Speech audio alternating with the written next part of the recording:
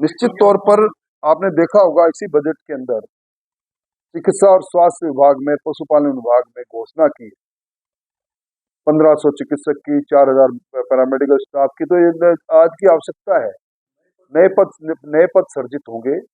और budget commitment से पवित्र कोई कमिटमेंट नहीं। बजट के अंदर बजट को सैक्रोसेंट डॉक्यूमेंट कहा जाता है, इसलिए इसकी पवित्रता को देखते हुए जो घोषणाएं बजट में लिखित में होगी उसको पूरा करेगी भजन लाल जी की सरकार। ये किरोड़लाल जी भारतीय जनता पार्टी के कदावर नेता है। उन्होंने जो वादा किया, अगर पूर्वी राजस्थान में 7 सीटों पर भारतीय जनता पार्टी कामयाब नहीं रहेगी पार्लियामेंट के चुनाव में, प्रचार पत्र दूंगा, वो अपनी बात पर, अपने वादे के अनुसार उस वक्त जो वादा किया उसको पूरा करने के लिए उन्होंने त्याग पत्र दिया है। हम सब लोगों ने आग्रह किया है कि किरोड़लाल जी का त्याग पत्र मंजूर नहीं करके उन्हें आत्मसम्मान के साथ ये कहा जाए कि कई बार किसी परिस्थितियों के अंदर बात निकलती है, पर किरोड़लाल जी को मैं इस बात के लिए रघुकुल सदा चली आई।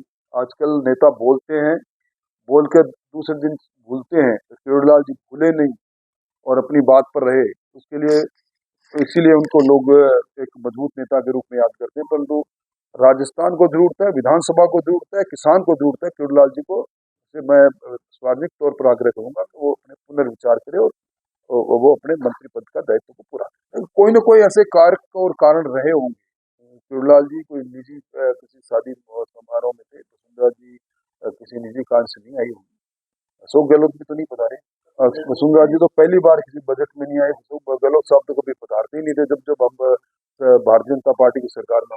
मेरे को, मैं एक साधारण कार्यकर्ता हूँ और पार्टी के नेतृत्व जो काम करेगा, जुम्मेवारी मेरी बिल्कुल नहीं है उस समय इस उपचुनाव के अंदर एक कार्यकर्ता के नाते काम करने की आवश्यकता है। नई भूमिका का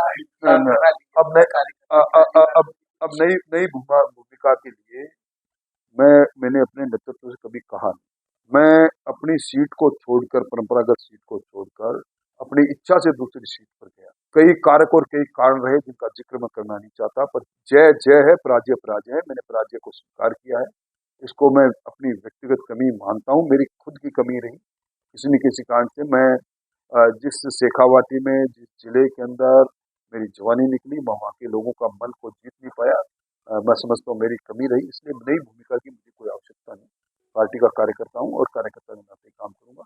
ना ही मैंने मांग की है, ना ही इसके अब मेरा अधिकार है कि मैं नई भूमिका के लिए कहूँ कि मुझे नई भूमिका में काम। मैंने कहा ना, इस बार जिस प्रकार की उम्मीद थी उस प्रकार का राजस्थान परफॉर्म नहीं कर सका।